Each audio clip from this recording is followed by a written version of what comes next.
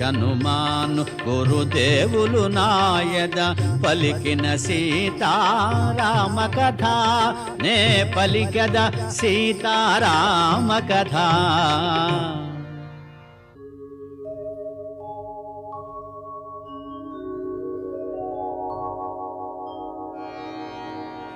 యమ కుబేర వరుణ దేవేంద్రాదుల సర్వసంపదల మించినది విశ్వకర్మ తొలుత బ్రహ్మకిచ్చినది బ్రహ్మవరమున కుబేరుడందినది